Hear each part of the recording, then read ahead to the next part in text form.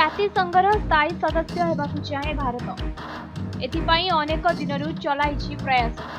କେବଳ ଭାରତ ନୁହେଁ, ପାକିସ୍ତାନ ତଥା ଅନ୍ୟାନ୍ୟ ରାଷ୍ଟ୍ର ମଧ୍ୟ ଏହାର ସ୍ଥାୟୀ ସଦସ୍ୟ ହେବାକୁ ଚାହାନ୍ତି।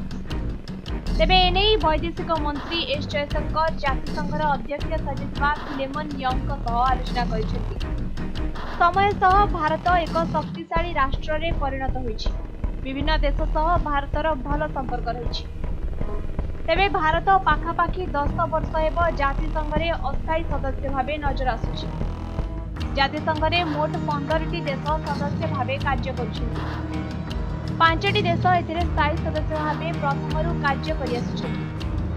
ମାତ୍ର ପ୍ରତି 2 ବର୍ଷରେ ଥରେ 10ଟି ଦେଶଙ୍କୁ ଅସ୍ଥାୟୀ ସଦସ୍ୟ ଭାବେ ଚୟନ କରାଯାଉଛି। ଜାତିସଂଘରେ ସ୍ଥାୟୀ ସଦସ୍ୟ ଭାବେ ଆମେରିକା, ୟୁକେ, ଚୀନ, ରୁଷିଆ ଓ ଫ୍ରାନ୍ସ ଭଳି ପ୍ରଭାବଶାଳୀ ଦେଶ ରହିଛନ୍ତି। ମାତ୍ର ଭାରତ ଏହାର ସ୍ଥାୟୀ ସଦସ୍ୟ ହୋଇପାରିନାହିଁ।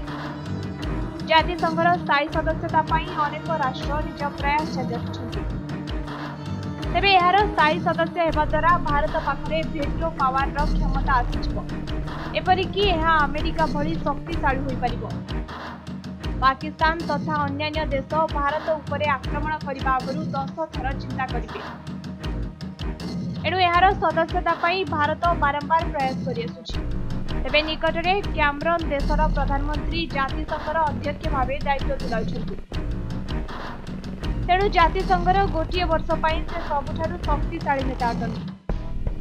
ଅନ୍ୟପଟେ ପ୍ରଧାନମନ୍ତ୍ରୀ ମୋଦି ଉଚିତ ସୁଯୋଗ ଦେଖି ତାଙ୍କୁ ଭାରତ ଆସିବାକୁ ନିମନ୍ତ୍ରଣ କରିଥିଲେ। ସେ ଭାରତରେ ପାଖାପାଖି 2 ଦିନ ରହିଥିଲେ।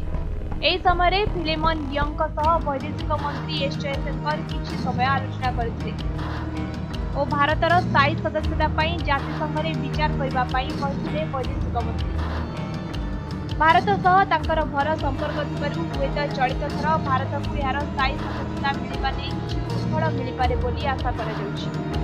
ବ୍ୟୁରୋ ରିପୋର୍ଟ, ସମୟ ଲାଇଭ୍।